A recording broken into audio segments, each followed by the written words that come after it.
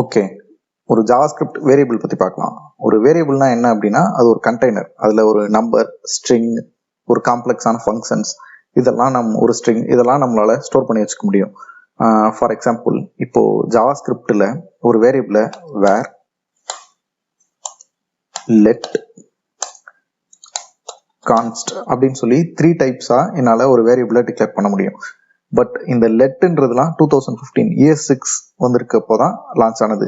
எக்மாஸ்கிரிப்ட் அப்படின்னு சொல்லுவாங்க. ஸோ அதெல்லாம் நம்ம லேட்டராக பார்க்கலாம். பட் ரொம்ப காமனான வேயாக நம்ம ஒரு வேரியபிளை டிக்ளேர் பண்ணுறது வந்து வேர் கீவேர்டு யூஸ் பண்ணி தான் ஒரு வேரியபிளை டிக்ளேர் பண்ணுவாங்க. ஃபார் எக்ஸாம்பிள், மை நேம் அப்படின்னு சொல்லி ஒரு வேரியபிளை டிக்ளேர் பண்ணியிருக்கேன். அதாவது இப்போ நான் மை நேம்ன்ற ஒரு வேரியபிளை இனிஷியலைஸ் பண்ணிட்டேன். பட் அதுக்கு எந்த ஒரு வேல்யூவுமே அசைன் பண்ணல. இப்போ நான் என்ன பண்ணுறேன், my name equal to Raju அப்படின்னு சொல்லி இப்போதான் ஒரு ஸ்ட்ரிங்கா, அதாவது டபுள் கோட்ஸ்குள்ளார நான் இப்போ ஒரு வேல்யூ அசைன் பண்ணியிருக்கேன் அப்படின்னா அது ஒரு ஸ்ட்ரிங்கா எடுத்துக்கும். இப்போ நான் இதை கன்சோல்ல பிரிண்ட் பண்றேன். console.log of my name அப்படின்னு சொல்லி பிரிண்ட் பண்றேன். இப்போ நான் பிரிண்ட் பண்ணிட்டு இதை ரன் பண்றேன் அப்படின்னா எனக்கு ராஜு அப்படின்னு சொல்லி வந்திருக்கு.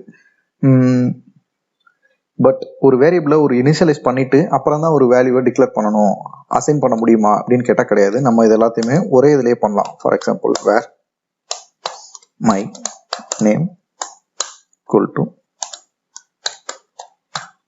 ராஜு இப்படின்னு சொல்லி நான் ஒரே டைம்லேயே இதை வேல்யூவை அசைன் பண்ணிட்டு அப்போ கூட நான் கன்சோல் பண்ணி பார்க்கலாம். console.log of my name.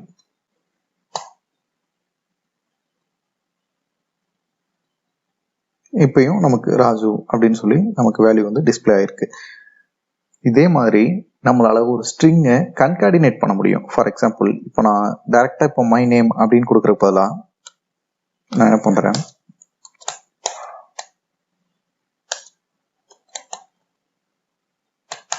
console.log of my name is அப்படின்னு கொடுத்துட்டு இப்போ இங்க ஒரு பிளஸ் ஆபரேட்டர் யூஸ் பண்ணி மை நேம் அப்படின்ற வேரியபிளை கால் பண்றேன். இப்போ நான் இதை கன்சோல்ல ரன் பண்றேன் அப்படின்னா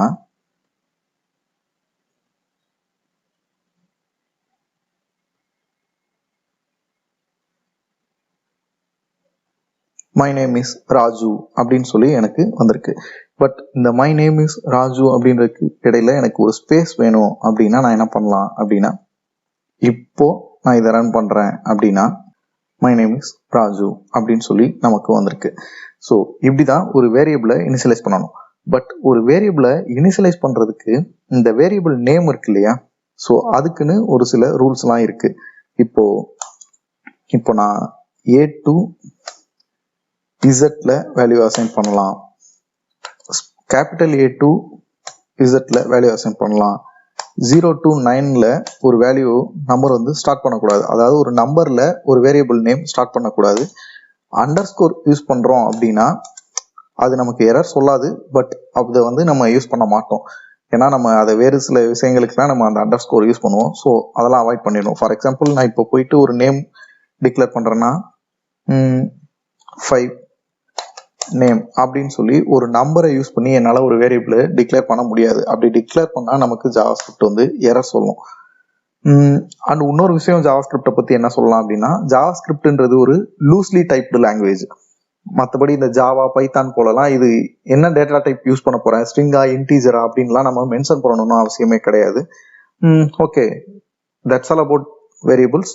நம்ம நெக்ஸ்ட் வீடியோ பார்க்கலாம்.